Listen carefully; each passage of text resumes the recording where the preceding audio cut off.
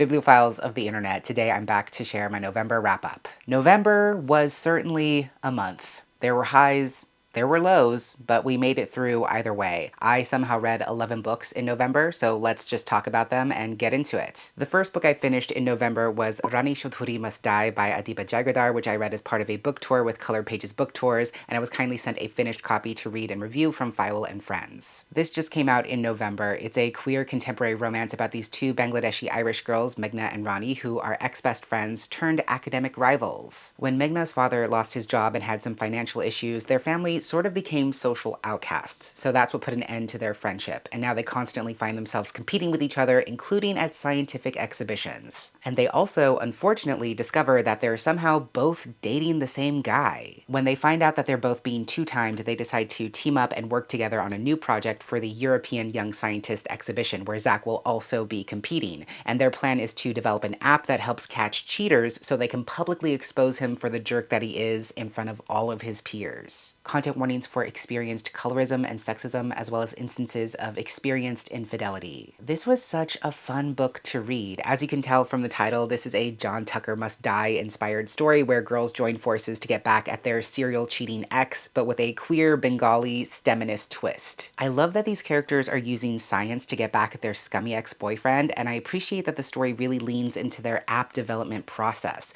the research they have to gather, the technology they have to use, the kinds of coding they have to learn. It's a really great celebration of young women in STEM. And related to that, I think the story very thoughtfully explores the kinds of discrimination, sexism, and social barriers that women, especially women of color, face in those fields. And even though they don't seem related on the surface, that beautifully complements the thematic work the story is doing in exploring sexism in Bengali culture, especially the way that Bengali women are compared to each other and pitted against each other within their community's inner circles. Not only does Meghna resent Rani because of the distance between their families and the way her family was ostracized after her father lost his job, but also because her family is always comparing her accomplishments to Rani's accomplishments as if there's not space enough for both. And that's part of what makes this team up so satisfying, because it's women teaming up to support women. Women realizing that when they put their talents and ideas together, instead of trying to overshadow each other, they can learn from each other and also accomplish much greater things. That's a big part of what the story is exploring, how women in male-dominated fields are expected to tamp themselves down or assimilate into modes of masculinity in order to be successful or at the very least accepted. But Meghna and Rani are learning that they're actually the best versions of themselves when they're allowed to bring their fullest, brightest, and yes, messiest selves to the table, which is something that they can uniquely offer each other and bring to this space. Overall, this is a fun, sapphic second chance romance. There's scheming and science-y shenanigans every which way you look. There's humor, there's heart, there's a great coming-of-age storyline running through that's all about learning to uplift each other as opposed to outpace each other. I enjoyed it very much, and I gave it a solid 4 stars. The next book I finished was actually one that I secretly started reading in October and had to carry over into November, and that was Our Share of Night by Mariana Enriquez, translated from the original Spanish by Megan McDowell. I also listened to the audiobook courtesy of PRH Audio, and that is read by Frankie Corzo. This is a blend of horror, fantasy, and historical fiction set primarily in Argentina between the 70s and 80s. It's about a young father whose wife has recently and tragically passed away, leaving him to raise their son by himself. And now they're desperately trying to outrun her side of the family, who are essentially part of a death cult. The father is very deeply connected with this cult, although he tries to distance himself from them as much as he can. But he's realizing that it might not be possible to save his son, Gaspar, from succumbing to that same fate. Content warnings for explorations of death and grief, explicit sexual content, references to mass disappearances and killings, some descriptions of ritualistic bloodletting, brief references to suicide and suicide ideation, use of homophobic slurs, experienced ableism and ableist language, descriptions of chronic illness and pain, instances of child abuse, references to off-page instances of rape,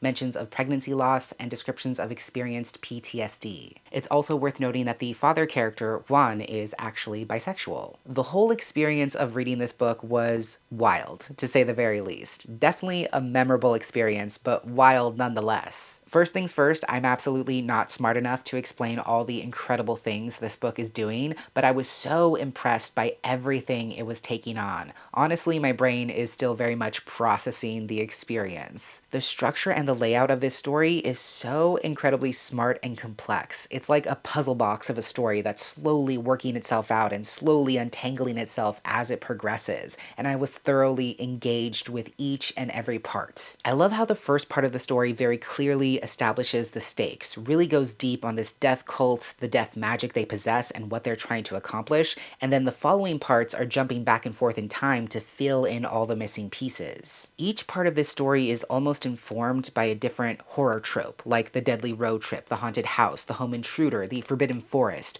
So each part hangs together differently, but still feels cohesive with the rest of the story because it's offering a different perspective and filling in those blanks. And as the story slowly unfolds, it sheds a completely new light on this complicated father-son relationship that seems to shapeshift with each passing chapter. In the first part, Juan seems very attentive, very attuned to Gaspar's needs, very protective of his son. But then as the story begins to peel back those layers, you see an incredibly dark side to that protectiveness. And with Gaspar being inextricably connected to this death cult from birth, whether he wanted to be or not, and the way his parents' legacy has entrenched him in that very same darkness and magic, of course brings to mind the question of breaking family curses and cycles of violence. This story made me think a lot about what it means to feel indebted to your family and the ways we are made to feel indebted to our families, especially culturally, and the lengths to which the older generations will go in order to obtain what they understand to be freedom for the generation that follows. Especially in Latina communities, there's often this idea that we have to hurt each other before we can save each other, that things have to get worse before they get better,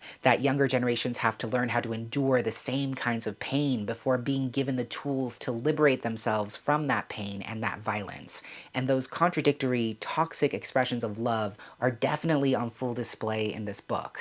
I deeply appreciate the ways the story is confronting and challenging those concepts, challenging the ways that parents hurt their children and call it protection. I think that's an incredibly important concept to sit with, and it makes Gaspar's journey from helpless child to fully realized adult that much more satisfying and heartbreaking to read. Again, there's so much about this story that I'm still unpacking myself, but it is a truly remarkable novel without a doubt. I do think the ending was a little too abrupt, especially considering the length of the book, but that's a very small note. I really enjoyed this and I gave it 4.5 stars. And then before I went to see the movie adaptation in theaters, I decided to pick up Small Things Like These by Claire Keegan. I listened to the audiobook, which is read by Aidan Kelly. This is a short pastoral novella set in Ireland during 1985. It's a very quiet story about a man named Bill Furlong who sells coal and timber and delivers it to everyone around town. And of course, the busiest time of year for him are the weeks leading up to Christmas. As he goes on with his everyday routine, he takes notice of a nearby convent where quote-unquote unruly girls are sent to work. And while he's making a delivery to this convent, he discovers something that will not only force him to reckon with the complications of his own childhood, but also grapple with the town's complicit silence in regards to the power of the Catholic Church. Content warnings for explorations of sexism and misogyny, some instances of suicide ideation, and references to forced and unlawful labor practices. This is a really beautiful and impactful novella. I'm glad I took the time to read it before going to see the film because I feel like it gave me a greater and deeper appreciation of the story itself. It's a very quiet, unassuming story that's sort of slice of life in nature. There's not much action in terms of plot, but at the same time, the story is undoubtedly working up towards a conclusion. It genuinely is just about this Irish father working an honest job and trying to provide for his family however he can. But the rub, of course, is that his family's well-being and happiness, that peace that Furlong and his wife are fighting so hard to sustain,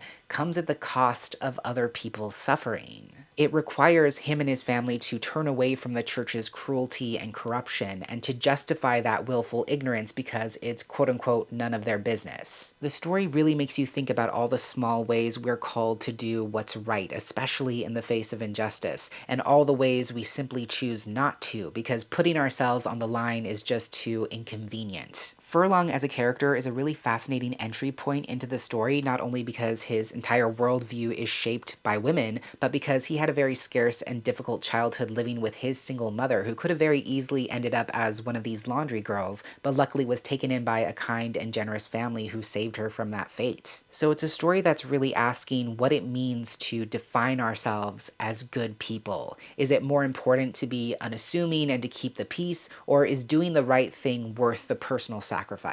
I think a lot of people would consider themselves to be good simply because they don't cause trouble, because they're functioning members of society. But not causing trouble for other people or not causing direct harm is not the same thing as being blameless or being someone who creates pathways for change. At the end of the day, I enjoyed my time with this. It's a little dark, it's a little unsettling, and it doesn't end up being a straightforward or simple morality tale either. It leaves room for further interrogation and contemplation, which I appreciate. I gave it 4.5 stars. Then I decided to take a middle grade detour and finally pick up on A Wing and a Tear by Cynthia Leitich Smith. Harper Kids very kindly sent me a finished copy to read, and I checked out the audiobook from my library as well, which is brilliantly read by Sean Taylor Corbett. This is a really fun and heartwarming family road trip story. It's about two kids, Mel and Ray, who are from different families and belong to different native nations, but their families live together under one roof. They discover that a distinguished guest is staying in their backyard named Great-Grandfather Bat, who has unfortunately injured his wing and is taking refuge in an old oak tree. But there's a rematch of a legendary ball game between birds and animals coming up, and Great-Grandfather Bat is the star player. So together with Ray's grandpa, Mel and Ray are determined to drive him all the way to Georgia. Content warnings for references to divorce, mentions of parental death and grief, and some references to displacement and colonial violence. This was such a pleasant surprise. It's so fun, so sweet, and so wonderful to listen to. Sean Taylor Corbett is so animated and engaged with the story as the audiobook narrator, so if you're interested in checking this one out, I definitely recommend that format. What I enjoyed most about this middle grade story is not only that it's adventurous and showcasing this really fun cross-country road trip, but because it really is a love letter to community care and the importance of connecting and reconnecting with community at every chance we get. Mel, Ray, and Grandpa Charlie Half Moon are not offering to drive Great-Grandfather Bat across the country because they get something out of it. The understanding that they have is not a transactional one.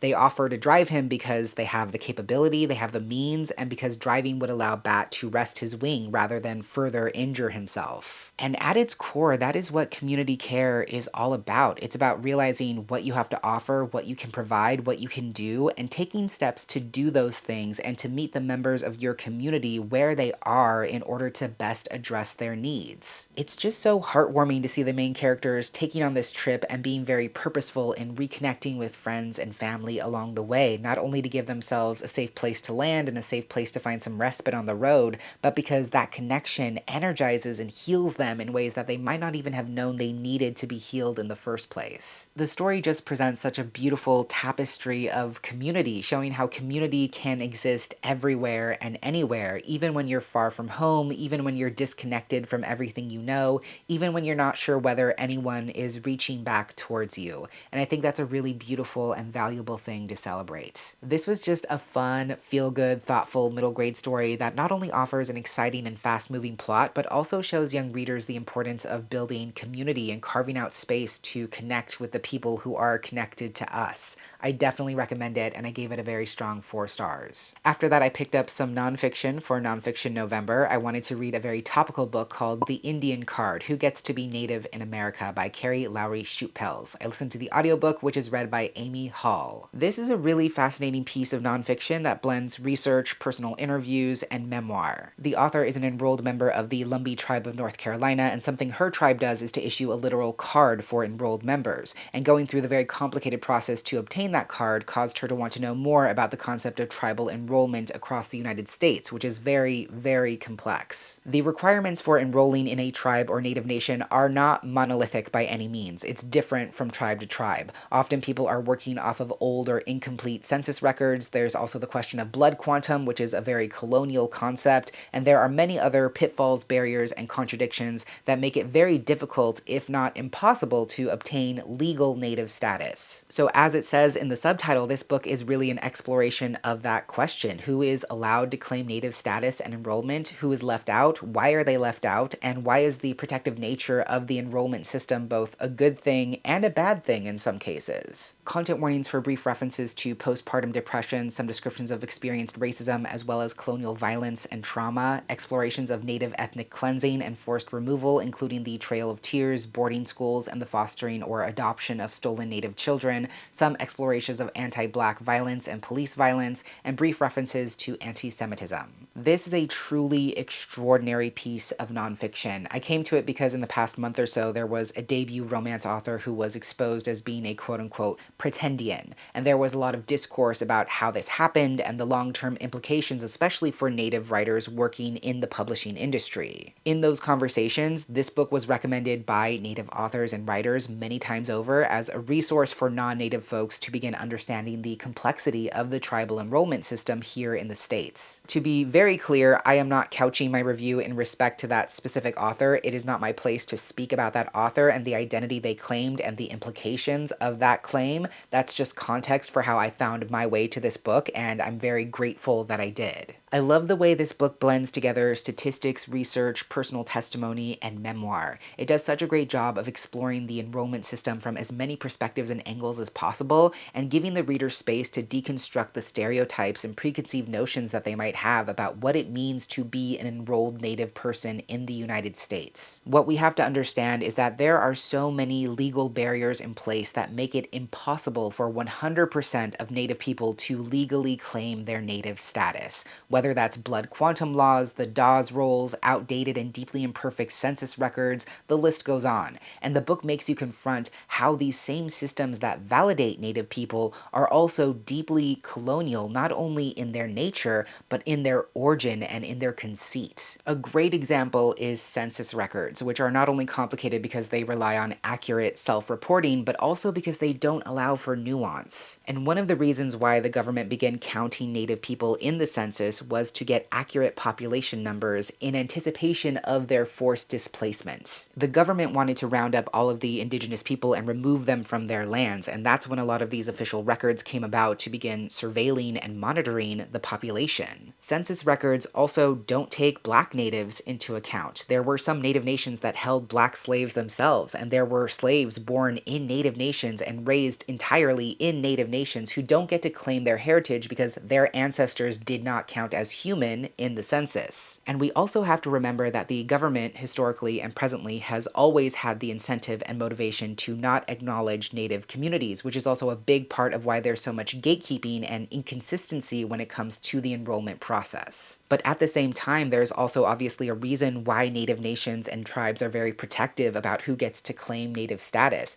and they also have to abide by certain federal standards, whether that's blood quantum or the Dawes rolls or census records, in order to maintain their protections and their federal status. And that's why I appreciate the work this book is undertaking, because it's complicated, it's contradictory, it's deeply complex, and the question of who is allowed to claim Native status isn't as clear-cut as a majority of people think it is. And that was just one tiny example of what this book has to offer. I highly recommend it. It is such a fascinating, informative, and accessible exploration of these deeply complex topics. And it doesn't aim to vilify or condemn the enrollment process wholesale, but rather to give insight as to why the system itself is deeply imperfect. My one note is that I wish there were space in each chapter, maybe towards the end, to outline the pros for these practices, because there's a lot of space for the cons. But that honestly doesn't take away from how incredibly valuable this book is. Just from everything I took away from it, I had to give it 5 stars. Then to celebrate my 11th BookTube anniversary, which was November 22nd, I decided to take a look back at books I had added to my TBR back in late 2013, early 2014 that I still had not read yet, and finally read one of them down.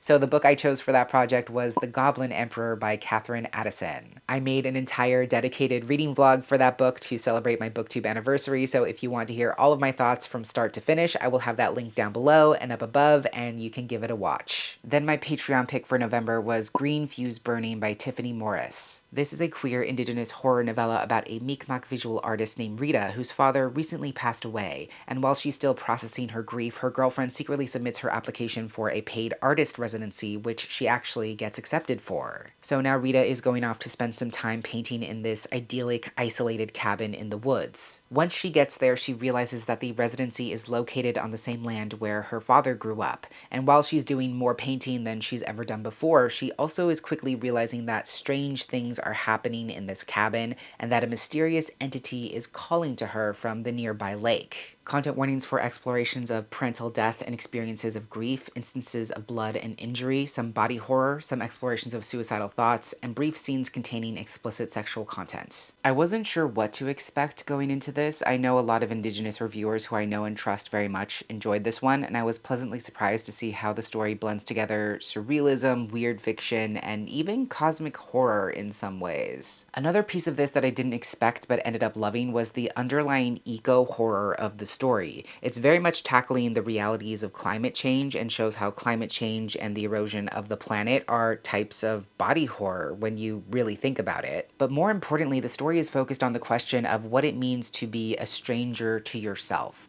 What does it mean to be a tourist in your own life, to have to be invited into your own experiences before you can experience them? And we see this with the residency especially, which is inviting Rita to visit and live on the land that historically belongs to her people, but now no longer does. That really underscores this feeling of disconnection that runs throughout the story. Rita doesn't feel connected to her Mi'kmaq heritage, language, or land, and especially with the loss of her father, she feels like she's lost that direct link to those things she once had and fears that she'll never get that connection back. So even though this land is her inheritance in some ways, she feels like she doesn't belong there. And that's what this mysterious entity is really honing in on. It's responding to both an external and internal sense of wrongness. I also appreciate the structure of the story. Each chapter is categorized based off of a visual art piece in Rita's exhibition, which is described at the beginning of the chapter and really sets the tone for what's to come. And the story is also building towards a foregone conclusion that's laid out at the beginning of the story,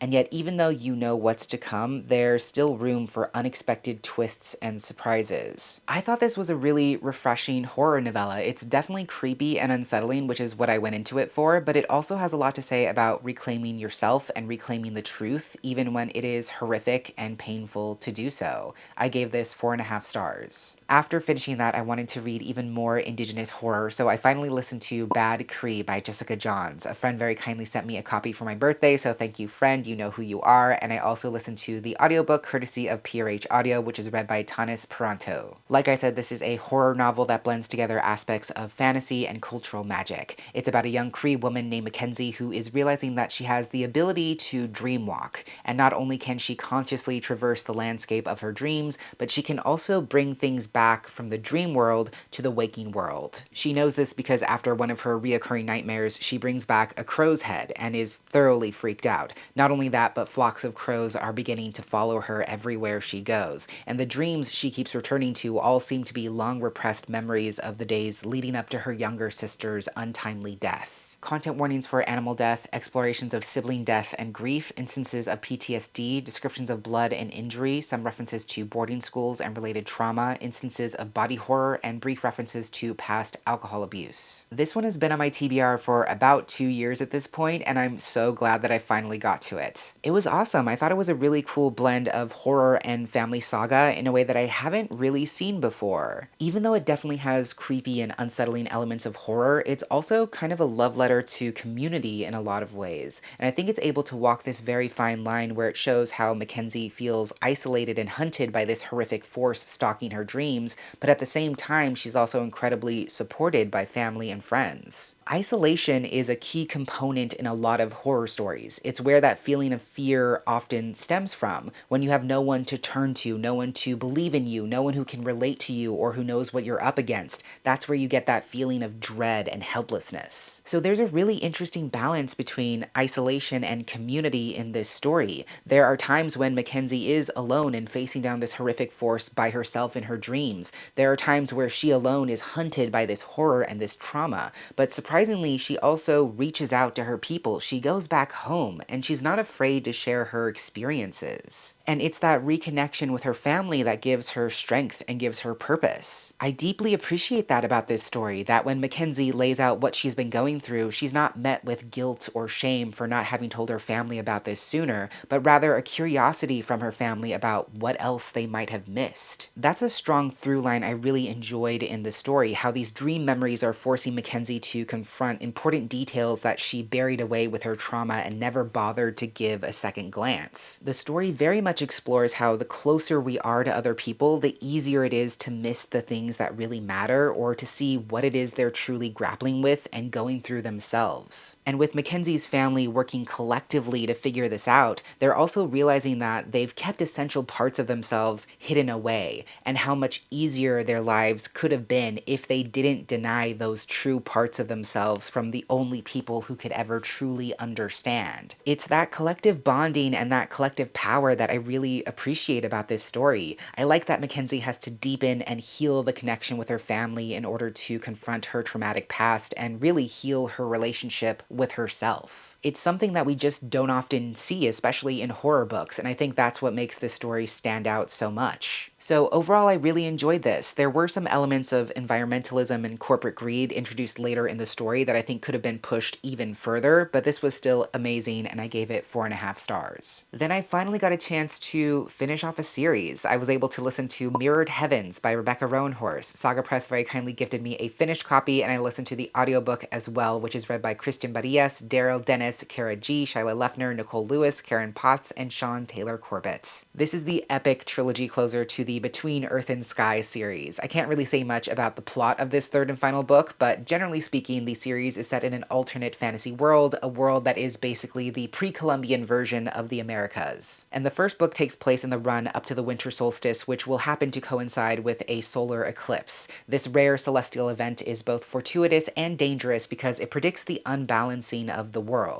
And it all begins with a young blind man named Serapio who is cursed with a mysterious prophecy and determined to reach the holy city of Tova before the solstice. Content warnings for graphic death, injury, and violence, references to past experiences of abuse and ableism, animal death, some descriptions of torture, references to ritualistic bloodletting and suicide, and some sexual content. This is positioned as the epic conclusion to a complex, action-packed fantasy trilogy, and for me, it did not disappoint. Something I always have to give Rebecca Roanhorse credit for, especially with this trilogy, is the strength of her world building and character building. Even though it's been over 2 years since I last read about this world, it was so easy to fall back into because the characters and the conflicts they're facing are so distinctive. There's so much about this final book that feels appropriately full circle. The characters are completely different compared to where they started in the first book, and while this trilogy strongly concerns itself with questions of destiny and fate, the characters feel like they're in a place where they've fully come into their own agency and into their true selves. I feel like that's what most of the characters are grappling with throughout this story, the dissonance between possessing incredible otherworldly power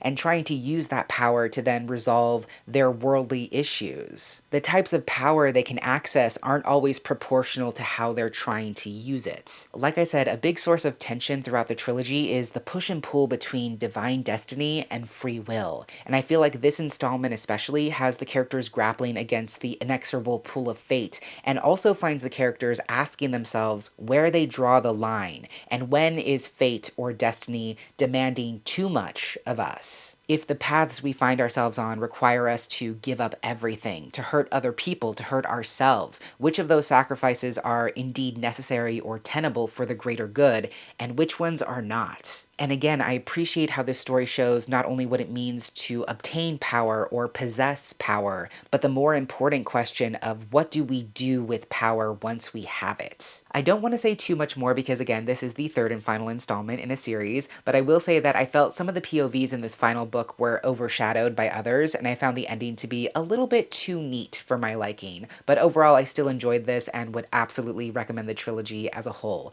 I gave this 4.5 stars. Once I finished that, I decided to read The Flicker by H.E. Edgman. I read from the bound manuscript I picked up at ALA, but this was recently published in September by Feiwel and Friends. This is a queer, indigenous, post-apocalyptic, middle-grade adventure story. It's about a solar flare that has scorched the earth and destroyed pretty much everything and everyone on the surface. dangerous. Very few people have survived, and step-siblings Millie and Rose are two of those survivors. Unfortunately, their parental figure recently passed away, and now they've been left alone to raise their 9-month-old brother, Sammy. And to make things worse, supplies are running dangerously low, and their only options are to brave the outside world and find somewhere new to live, or stay and perish. So they set out to find Millie's grandma, a Seminole elder who has invaluable knowledge about the earth and natural resources. But on their way, they run into another group of survivors who are willing to take them in and help them along their journey. But Millie and Rose don't know whether to trust them in this new world where it's every person for themselves.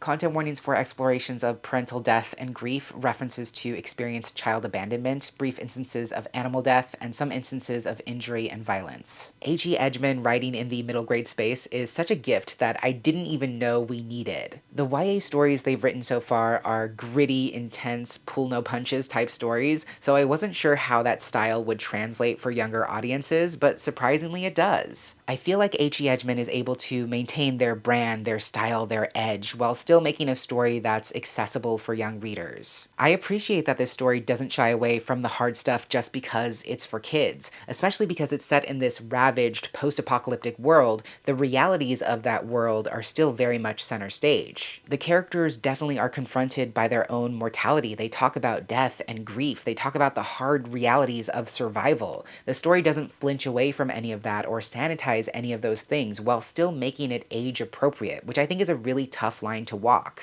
There's not a ton of gritty post-apocalyptic survival stories in the middle grade space, and I feel like young readers want to read those kinds of things too. So at the end of the day, I'm really glad that they have this. In many ways, it's a classic adventure/survival story following these characters as they traverse an increasingly dangerous landscape. So it has that hook of entertainment and suspense, but I think there's also a lot for young readers to love with the elements of found family in the story as well. Above all else, I deeply appreciate what this story is doing thematically. It's about the importance of community, especially when the world is falling apart. It's about remembering what it means to trust other people, especially after surviving late-stage capitalism, which demands, values, and thrives off of our isolation. And it's about how loss and destruction is an opportunity to rebuild, to imagine new ways of living and being, to create a world that we actually want to and can live in, to liberate ourselves from the strictures of the past. And I think young folks especially really need to hear those messages. I also really respect what the story has to say about healing our relationship with the earth and with natural resources, especially how caring for the people around us is an inherent part of actually caring for the earth itself. The two main characters are also dynamic. I love that H.E. gives them space to be hurt and angry and messy, and surrounds them with people who will take care of them and allow them to feel those feelings. I just really enjoyed this overall. I do think the ending kind of snowballs in the sense that too much happens too quickly, and while I did expect a lot of those things to happen, it just felt like the ending needed more space to breathe.